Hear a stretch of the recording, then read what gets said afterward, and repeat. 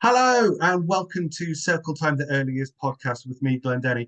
On my podcast this week, I'm delighted to have as my guest Jess Gosling, who is a reception teacher and CPD lead, as well as author of the book Becoming a Successful International Teacher and running an International Teachers Facebook group.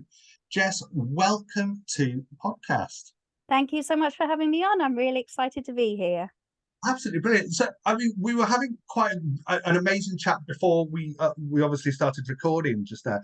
But there's so much to it. I didn't know. Like, obviously, you're dealing with children with EAL that are coming into an international school. But can you kind of tell us a bit, for those that aren't sure what an international school is? Will you tell us a little bit about what they are?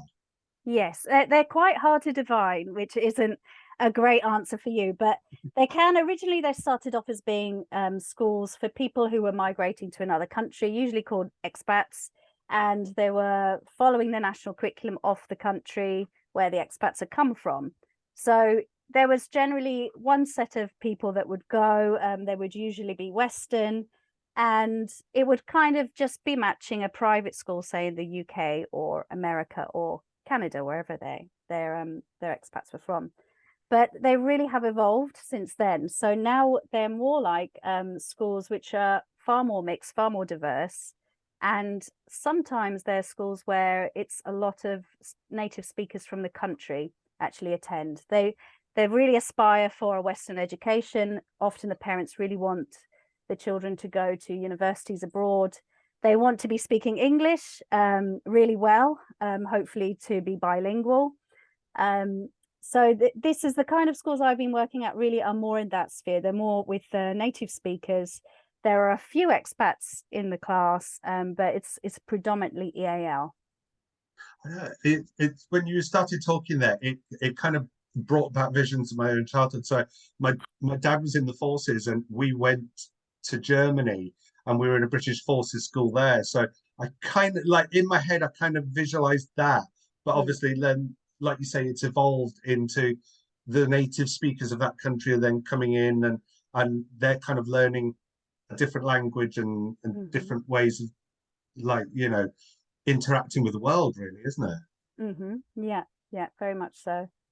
So, it's quite interesting, I think, working with children with additional English as an additional language. You know, I've worked with in various settings that have had that, and it can be so difficult and so challenging. What sort of challenges do you face? I think for me, it's funny when people say that because I don't find it challenging. I think perhaps because the majority of my career has been working in international schools. But then I say when I was in the UK, actually, I had about 6 children in my class at the time were Polish. So I never really had a British class, so to speak. My last school, it was mainly Mandarin speakers. And we had quite a different system to my current school. So we had a Mandarin teacher in there for one afternoon a week and also a morning.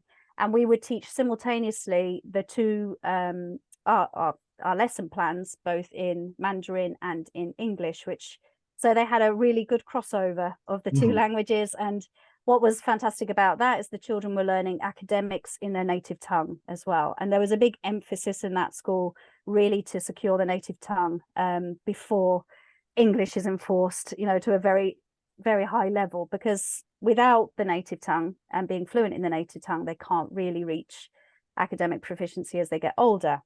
But my current school, I've got a mixture now. About half my class are Polish. I'm in Poland right now, but the rest are from other countries. So this is a completely different environment for me and very interesting.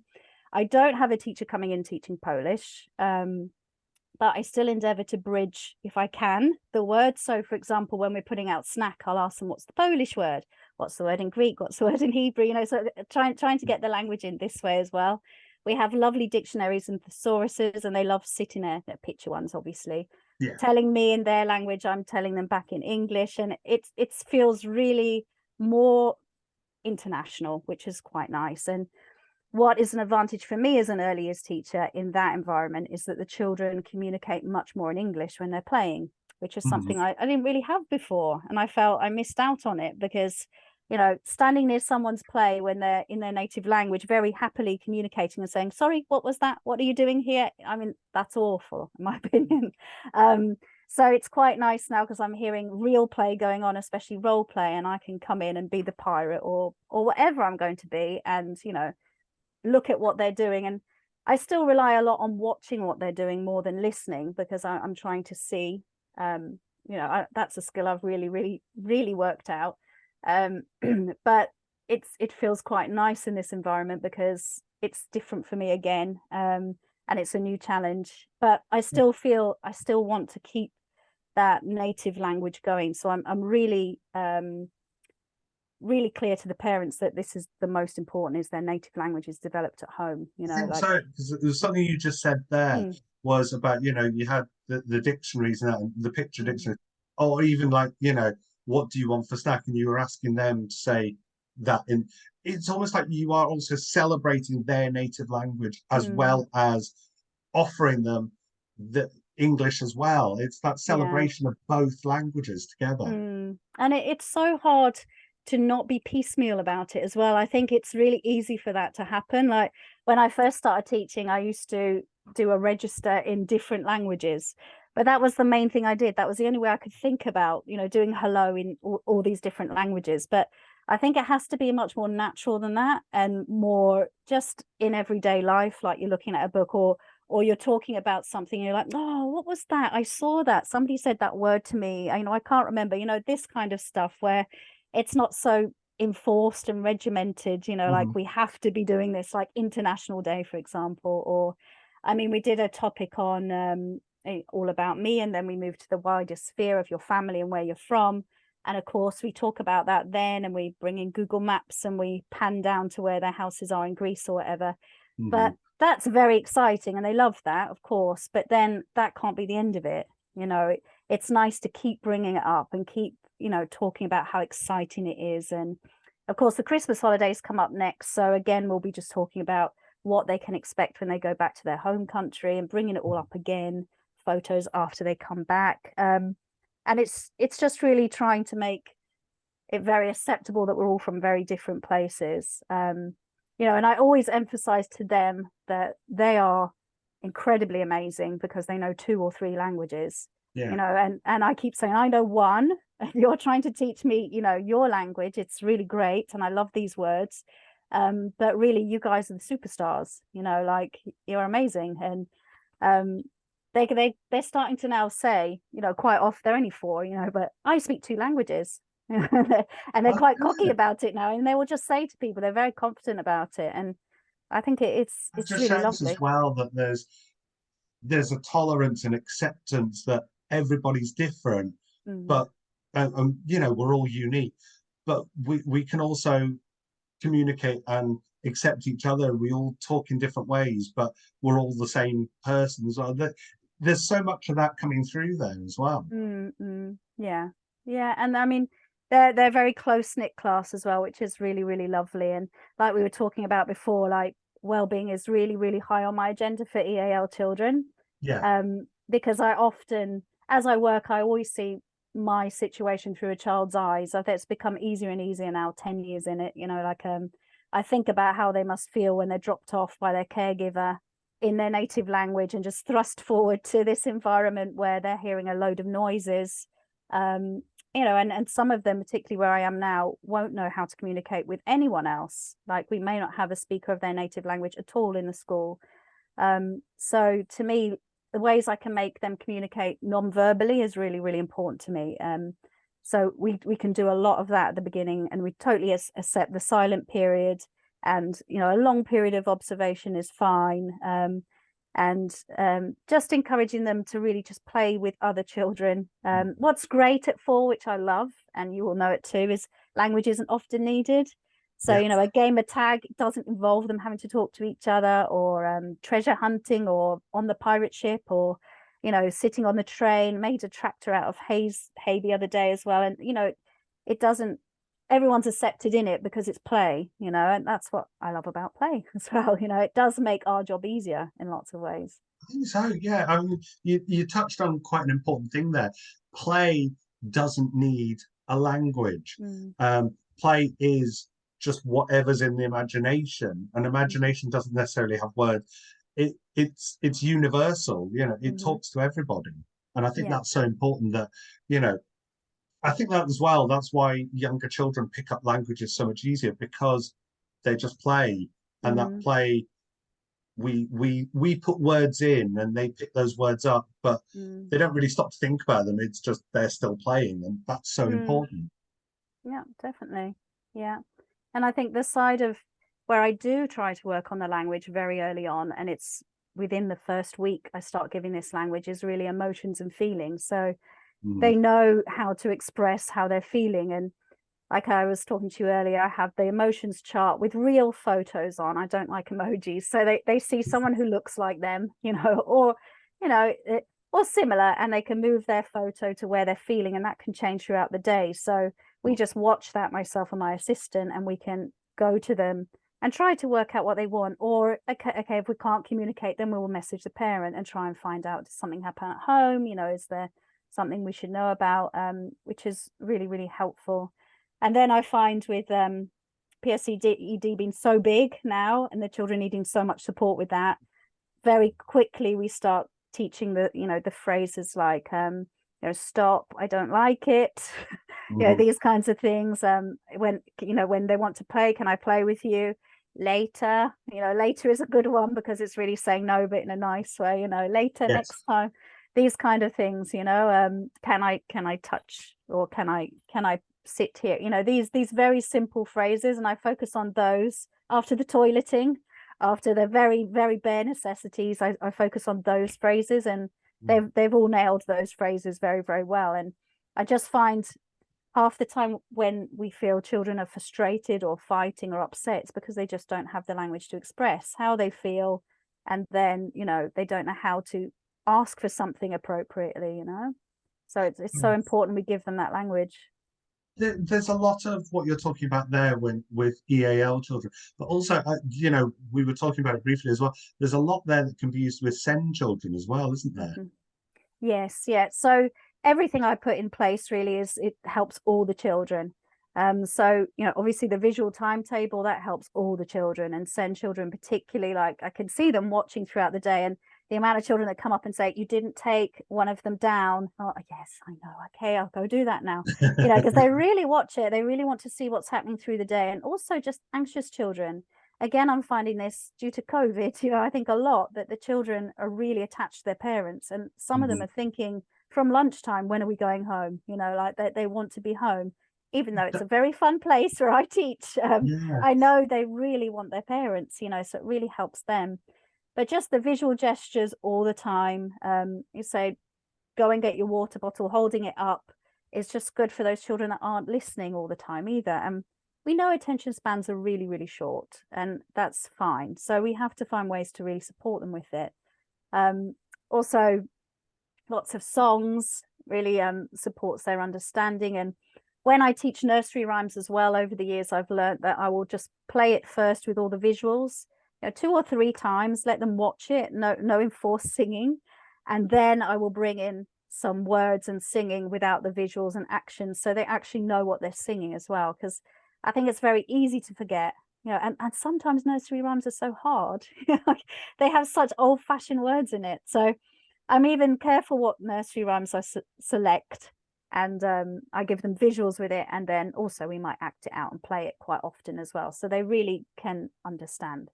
And similarly with stories as well, I go through a process with stories where we have a read, and then we have a vocabulary read where we read checking over the language and make sure they understand it. And I show lots of visuals and also videos. Sometimes that's just clearer, or might translate if it's possible. And then we have a little bit of sequencing to see how they're remembering, and then I always role play it. So, and they love that as well, obviously. But then I know they really understand it if they can stand there and act out what I'm saying, that they are understanding that text quite well. Yeah, I mean, there was bits there you were talking about, like the visual timetable. I know I had a child now, he wasn't SEN, but he was very emotionally attached to his parent. And you know, he took ages and ages to settle. And one thing I found that settled him was I had a timetable on my wall, and literally I would just unpeg each item as it happened. Yeah. And it was kind of like, the children you were saying that said you haven't taken that one. He was exactly like that. It's like, Mm, done that one. mm, And like it was wonderful that he knew that. And it was like, mm, when's mummy coming? He said, well, mm. we still need to have tea, then it's Yeah. outdoor playtime, then it's home time. And Mm, it was that, and now, and mm, then, and mm. it worked. It worked, Yeah. it was very simple.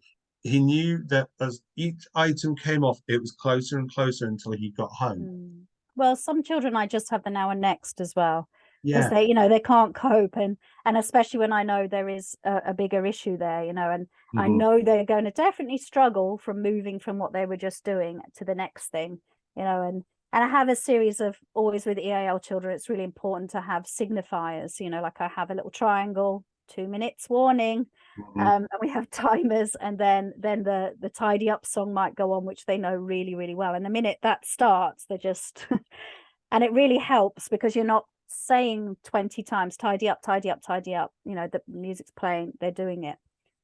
So I try to have signifiers as much as possible, and a routine, a very, very clear routine that doesn't adjust very much. Mhm. So they really always know, okay, we do phonics, then it's snack, and then I have free play. It's keeping it very simple, and just not confusing them. But I must say this very quickly, like I had probably 3 or 4 non-speakers when they came in, and it really took within a week really for them to follow the routines and to understand. And what's lovely as well, when you have a few speakers of the native language in the classroom, they will help each other. If you foster that, kindness, again, central to my class, Yes. and a big deal, and celebrated a lot. So I see acts of kindness, and we talk about it, and the kids are just beaming when you say that, and they I think they do want to help each other. We are in that lovely, lovely age group of early years where Mhm. they want to do good. That's generally, that's all they want. And some children try to do it, they don't quite know the way to do good yet, and they do other Yeah. things until you can really model to them what doing the right thing is. But Mhm. they do get there, and It's that bit as well. It's that positive praise when they do something really good. It's help them if they feel that child as well feels comfortable with it. mm, Some children, particularly like 4-year-olds, but if you single them out for praise for something really good and you make the praise really good, some of them just shrink right back, but yeah. others absolutely thrive on it. Again, it's that knowing your children bit, isn't it? Mm. And I find though empathy is one that they don't seem to shrink back on so much. Like I'm not really a big one to say so much about the academics, like, oh wow, you wrote a word, or I Yeah. will quietly say to them, oh, that's lovely or whatever, but I won't make a big deal. But I make a big deal about those developing wonderful people things, like Yeah. you were so thoughtful when you did this, or like this kind of thing. And I find that sort of praise, maybe they believe it easier, or that they don't hear it as much, so they don't seem to cringe quite as much, and there's not that expectation that you've got to have formed a letter beautifully or know how to write a 3. I mean, because that stuff comes, doesn't it? But if we don't get the foundation right with them, then I think it's the that bit. academics won't follow as easy, will they? Yeah, They but it's always that bit struggle. where they feel comfortable and confident and they feel supported and they want to do a bit more. So the Mm, academics are coming more naturally mhm. because they want to do it because they feel happy and secure and loved and cared for. I think, sometimes we shy away from the word loved within Oh, the terms of a no. classroom, but actually we love and care for the Oh, children that yeah. are with us. And I think Mm, it's important we celebrate. And I'm in a very loving school at the minute, which is quite wonderful. So it's, they're quite cuddly, the Polish folk. So like the parents and they just come to the door and I can just see their face, and then it's just, okay, cuddle for mummy, cuddle for Miss Jess, in you go, and it's lovely. That's how it is in our school. It's a very, very warm environment. The children are kind to each other, but even the older kids, because I often stand on the door, they're coming in and they're all saying hello, and these are all international kids. They're not they're not British, you know, they're all saying good morning, good morning, good morning, and it's like going back in time, really. You know, they're very polite. Yeah. I guess it's just the way the school's fostered things, I think. Oh, it sounds absolutely lovely. It really Mm, does. Now, I think kind of going by your sort of experiences and everything else, I talked about it very briefly, or I mentioned it right at the very start of the podcast. You've actually authored a book called Becoming a Successful International Teacher. yeah. Why did you want to write the book? Or, what's it all about? Tell me more. Well, I like helping people. I think early years people do a bit. When myself and my husband, but we were just partners then, we first moved to Egypt in 2009. We absolutely had no idea, absolutely not the foggiest. We just went for a school. Thankfully, it was okay. Could have been a lot worse. And you know, it was a series of shocks for us. Thankfully, the school was quite lovely. The culture and the environment wasn't right for us. Mm, But we hadn't researched it really. I'd gone on a holiday there. So I thought, oh, it's probably the same as a holiday. No, it isn't. Of course it isn't.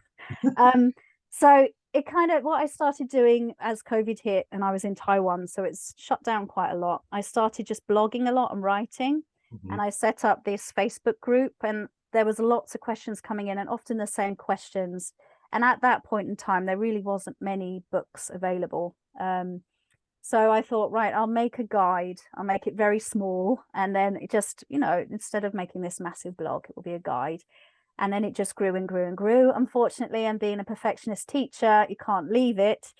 So every chapter I did, I sent through to lots of teachers and previous heads, and also like a recruitment consultant, just to check over. mhm, Because I thought my views are very personal, and perhaps, you know, it's not generic for everyone. So then I started getting quotes back from people, so I started adding them to the book. So it ended up taking like 9 months in the end. It took quite a long time, and I had an editor, which really, really helped. Just because I was probably writing more of a bloggy style, to be honest. Yeah. So she made it sound fantastic. The last chapter I did my own research, so I had questionnaires going out, just asking questions from different teachers of how they settled and what are they proud of and what would they do next time, these kind of things. And that was really interesting. And I was going to stop before that chapter because I felt I did enough, but actually I think having people's authentic voices in a book Mhm, is really useful, and lots of different voices too. yeah. So the idea was really to produce this guide that isn't overly academic, is very clear on what steps you need to take, and all the things I wish I considered in 2009. And I'm on my fifth move now, so I really know now what you should think Yeah. about and what you should do. Just all those preparations, even before you go, you don't think of, you know, like sorting your bank account, your taxes, all of these kind of doctors, dentists. You know, you want to try and get that before you actually leave somewhere, so you're not trying to do that when you arrive. You know, these Wow. kind of Yeah. crazy preparations. You know, if you've got a house, and of course you've got to look into that as well. Mm, There's a lot to think about. But they're saying that overwhelming, and it was lovely. All the advice I got back and from the questionnaires was just like, everybody's just do it. You know, it's 2 years, and if you decide it really isn't for you, go back. You know, you've not any, it's only 2 years, you've tried it, you know, you will have been on some nice holidays, you would have had experience with EAL or a different style of school, and then go back again, you know. mhm. But yeah, I enjoyed writing. I love writing, so so it was okay. Like, I do write a lot. I write a lot of articles, and I enjoy podcasts and things as well. So it just was like a very, very long article that took me a very long time. Um, but I liked the experience. It was great, and I hope it does help people as I well. think so. I think by the sound of it, it's going to be really helpful for anybody considering it, or Mm, like almost through the process of going and like, mm, actually, what does this, or there's bound to be some people that found themselves in the same position as you in 2009, mm, finding themselves there now, like, mm. what do I do? And actually, it Yeah. sounds like a really useful guide. The other thing I was going to talk about as well is one of your other job titles is CPD lead, and we were kind Mm, of talking about professional development just before mm. we started recording as well. So, what kind of things do you look at in terms of CPD for yourself, and to kind of support your teaching? Yeah, good question. I'm very, very passionate, enthusiastic about CBD. I always have been, really, but I think even more so when I felt more isolated in Taiwan and we Mhm. couldn't anymore fly anywhere to go to a course or even travel, really. There wasn't much in Taiwan to actually have CBD off. So I started researching a lot of online. Mhm. So I really love just for me, improving my practice is the biggest thing I want to do. I did a master's in early years, so I have some theoretical knowledge. I can still learn so much more, but for me, Mhm. I want to have specific ways to improve my practice. So I listen to your podcast, of course, which I really have loved so far. I know you're just Thank at the you. beginning of it, but it's so helpful and it's so easy to listen to. I like Tapestry podcast too, Early Excellence, and I also like their videos. I like Greg Bottrell as well. I'm quite a Mhm. big fan of him. I like the Drawing Club, the Message Center, all this kind of stuff. And I often I try to read research articles and general articles like in TS, for example, to Mhm. find new names and people who are trying to do things differently.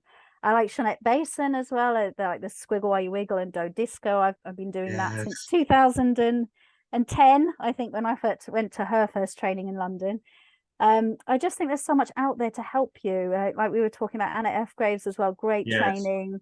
Julie Fisher's interacting and interfering, this sort of stuff just really broadens your understanding. And also, I feel like more of an expert. I don't know how to describe it anymore, but I feel I really secure in what I'm saying, especially to parents, because, Mhm.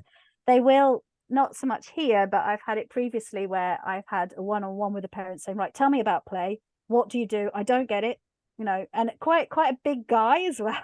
Wow. And he was actually Yeah. the interviewer, I found out. So that was even worse. And he asked me about 20 questions. And I was just like, bang, bang, bang, bang. And you just Yeah. think, great, yes. I feel really, Nailed it. yeah, like I know what I'm talking about. And I will always back up what I do with them, like this is completely right. And now I find when I'm doing newsletters, they turn into articles because I write, we did and we did this because and then they did this, and then Yes. and you're explaining so much of it, but Yeah.